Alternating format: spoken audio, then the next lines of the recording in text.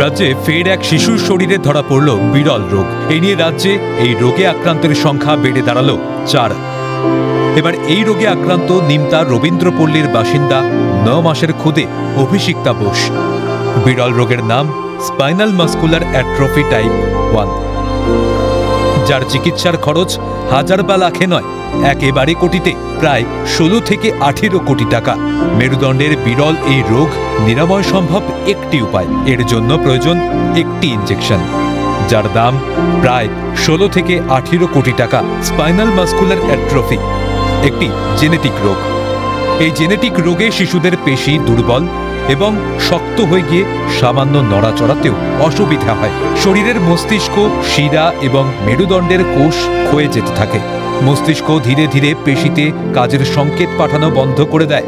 যতদিন যায় সমস্যা বাড়তে থাকে। কয়েক বছর আগেও এই বিরল জেনেটিক রোগের কোনো চিকিৎসা ছিল না, জানাচ্ছেন চিকিৎসক সংযুক্তা দে।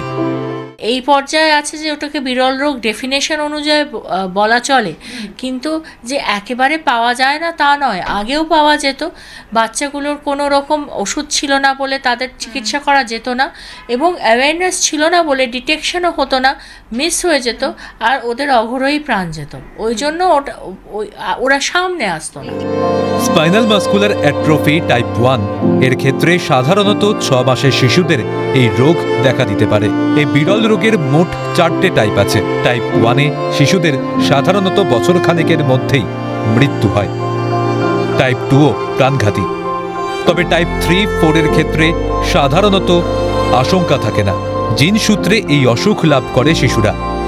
তবে এই অসুখের চিকিৎসা অত্যন্ত ব্যয়বহুল হওয়ায় সমস্যায় পড়ছেন ক্ষুদে রোগীদের পরিবার। এক্ষেত্রে প্রশাসনিক হস্তক্ষেপ জরুরি বলে মনে করছেন চিকিৎসক।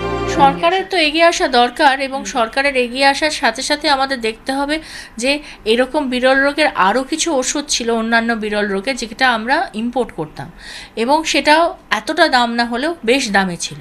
কিন্তু দেখা যাচ্ছে যে সেইগুলো ইন্ডিজিনাসলি, মানে ভারতে এখন প্রোডাকশন হচ্ছে। তো আমাদের কিন্তু ধীরে ধীরে ওই দিকে এগিয়ে যেতে হবে, যাতে আমরা এটা সরকারের সাহায্যে, রিসার্চের সাহায্যে আমরা এখানে তৈরি করতে পারি। তবে এই ব্যয়বহুল ওষুধ যদি ভারতে উৎপন্ন করা যায়, সেক্ষেত্রে কিছুটা সুরাহা হতে পারে বলে মত চিকিৎসকের। সিচুয়েশনটাকে কিভাবে ট্যাকল করতে পারে, যদি আমরা ইন্ডিজিনাসলি ওষুধটা বানাই, অনেক কম দামে ওষুধটা বানাই এবং ইজিলি অ্যাভেলেবল করতে পারি, তাহলে পরিবারেতে এত হেনস্থা হতে হয় না। আচ্ছা, সচেতনতা, সরকারের পাশে থাকা, সাধারণ মানুষদের সচেতনতা, এইটা খুবই প্রয়োজন। স্পাইনাল মাস্কুলার অ্যাট্রফি এমন এক জিনগত রোগ যার ওষুধ ভারতে পাওয়া যায় না। আমেরিকার ফুড অ্যান্ড ড্রাগ অ্যাডমিনিস্ট্রেশন এই রোগের চিকিৎসায় বিশেষ একরকম জিন থেরাপিতে অনুমোদন দিয়েছে। সেই থেরাপি যথেষ্টই খরচ সাপেক্ষ। তাতে যে ওষুধটি প্রয়োগ করা হয় তার নাম জোলগেনসোমা। এর দাম ভারতীয় মুদ্রায় প্রায় 16 থেকে 18 কোটি টাকা আমেরিকা থেকে আমদানি করতে হয়।